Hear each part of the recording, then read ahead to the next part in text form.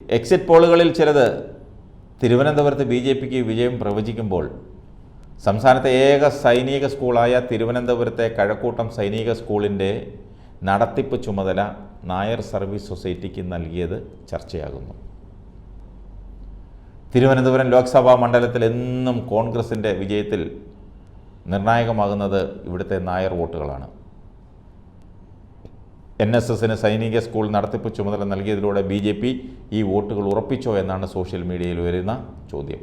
തൃശ്ശൂരിലും തിരുവനന്തപുരത്തും നേട്ടമുണ്ടാക്കാൻ വേണ്ടിയാണ് സൈനിക സ്കൂൾ NSSന് നൽകിയതെന്ന വാദം ഇടതുപക്ഷത്ത് സജീവമാണ്. ബി.ജെ.പിയുമായി ഉണ്ടാക്കിയ രാഷ്ട്രീയ കരാറിൻ്റെ അടിസ്ഥാനത്തിലാണ് സൈനിക സ്കൂൾ NSSന് കിട്ടിയതെന്ന ആരോപണം ലോക്സഭാ ഫലം പുറത്തു വന്ന ശേഷം കൂടുതൽ ചർച്ചയാകാൻ സാധ്യതയുമുണ്ട്. തിരുവനന്തപുരത്തെ ബി.ജെ.പി സ്ഥാനാർത്ഥിയായിരുന്ന കേന്ദ്രമന്ത്രി രാജീവ് ചന്ദ്രശേഖറാണ് ഈ ഇടപാടുകൾക്ക് ചുക്കാൻ പിടിച്ചതെന്ന് ബി.ജെ.പിക്കാർ തന്നെ വെളിപ്പെടുത്തുന്നു.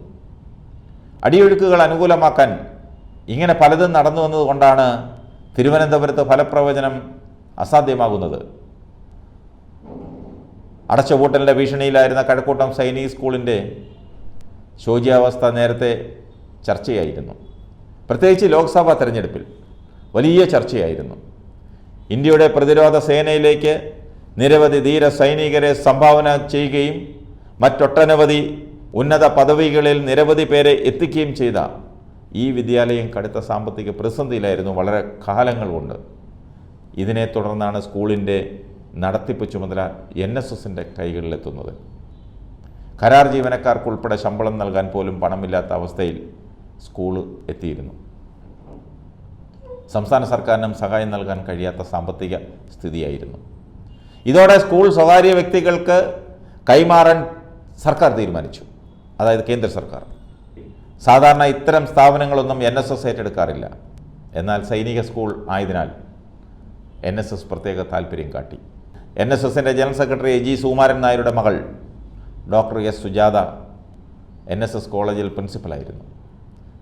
കഴിഞ്ഞ ദിവസം വിരമിച്ച സുജാതയ്ക്ക് സൈനിക സ്കൂളിൻ്റെ മേൽനോട്ട ചുമതല നൽകിയേക്കും. സൈനിക സ്കൂളിലേക്ക് അധ്യാപകരെ ഉൾപ്പെടെ നിയമിക്കാൻ NSSന് കഴിയും. സ്കൂൾ നടത്തിപ്പിനായി ഉന്നതതല സമിതിയെയും NSS രൂപീകരിച്ചിട്ടുണ്ട്. ഇവർക്കാകും പ്രത്യക്ഷത്തിൽ മേൽനോട്ട ചുമതല.